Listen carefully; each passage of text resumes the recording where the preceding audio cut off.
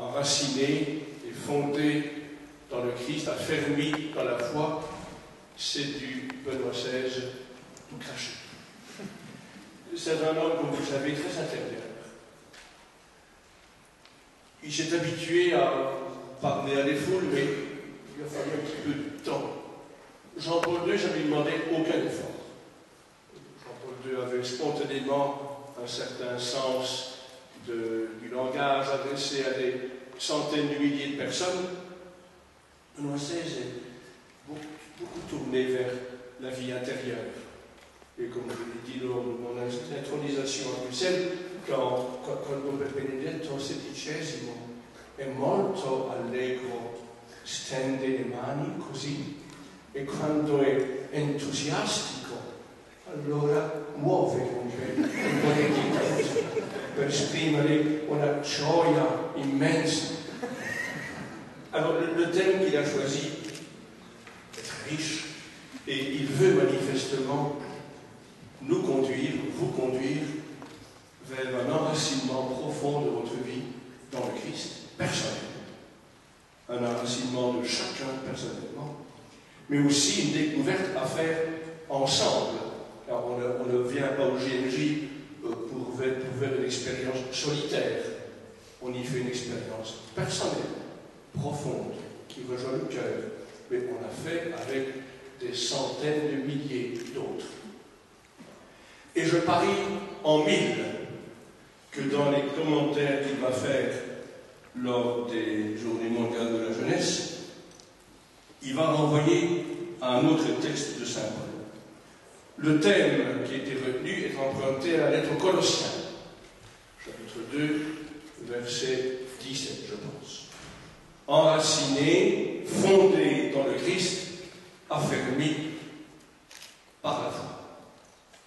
Mais je suis persuadé qu'il va commenter à un moment ou l'autre un passage très proche, qui est un beau commentaire du thème des GMJ, fait par Saint Paul lui-même, dans la lettre aux Éphésiens, chapitre 3, versets 14 à 21. Frères, je tombe à genoux devant le Père. Un verset qui m'abuse un petit peu parce que parfois, il y a des paroisses où je vois qu'aussitôt après la consécration, j'entends un grand plouf, c'est tout le monde qui s'assied après la consécration. Je me dis, tiens, est-ce que Saint Paul aurait écrit « Frère, je tombe assis devant le Père » C'est bien, je tombe à genoux devant le Père, qui est la source de toute paternité au ciel et sur la terre. Lui qui est si riche en gloire. La gloire, ça veut dire la beauté de Dieu. La gloire, c'est la beauté de Dieu. Dieu est beau. Mais d'une beauté qui n'est pas du même type que les beautés qu'on découvre dans ce monde. C'est la beauté qui est propre à Dieu. La beauté sans comparaison. La gloire. Qu'il vous donne la puissance par son esprit, donc l'Esprit Saint, pour rendre fort l'homme intérieur. Et je pense que c'est ça que Benoît XVI vise à travers les JMJ de Madrid.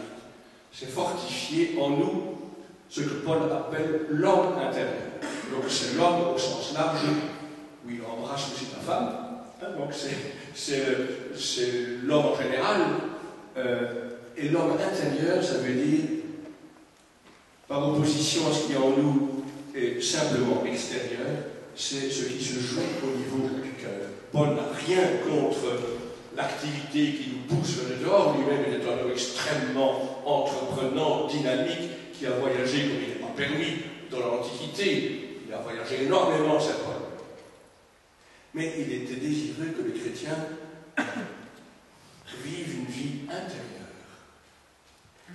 profonde, qui s'enracine dans le cœur. Que le Christ habite en vos cœurs par la foi. Je pense que c'est ça que Benoît XVI souhaite à travers ces JMJ. C'est que votre cœur, à chacun et à tous, s'enracine dans le cœur de Christ. Le cœur de Jésus, c'est le cœur humain de Dieu. Et le cœur de Jésus, il cherche votre cœur. Un cœur cherche toujours un autre cœur. Et le cœur de Jésus, il cherche notre cœur, ton cœur. Et il souhaite que ton cœur s'enracine dans le sien. Que le Christ habite en vos cœurs par la foi.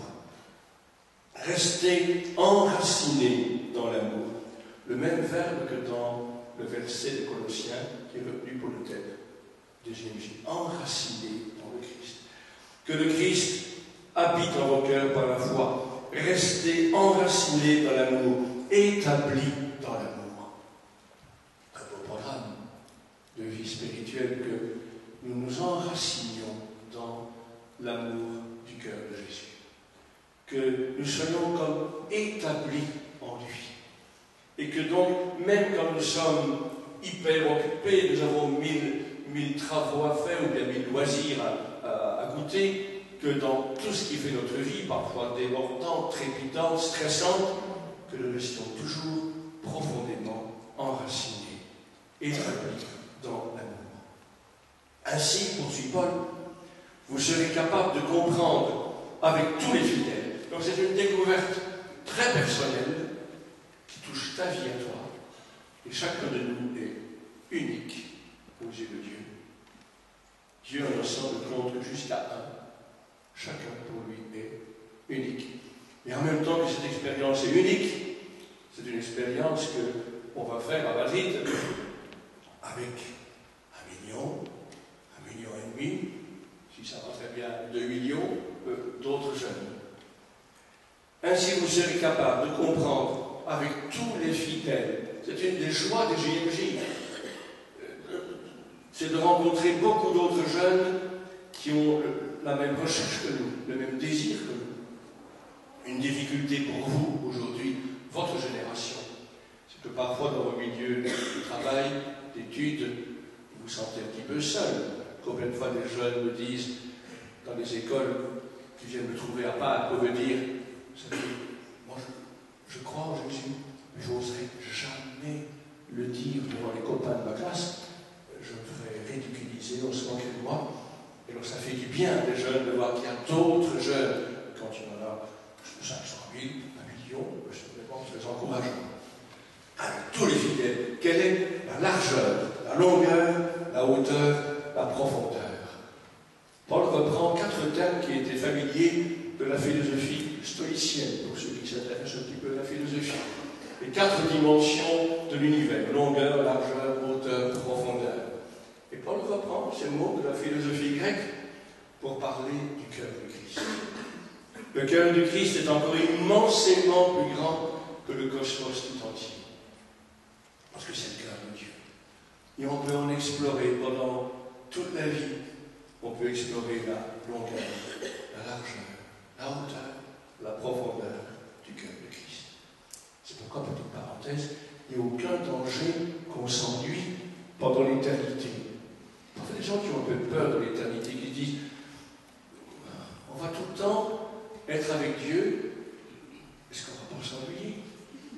Surtout pendant la seconde moitié de l'éternité, est-ce qu'on ne va pas, ça va être un petit peu monotone, mais non.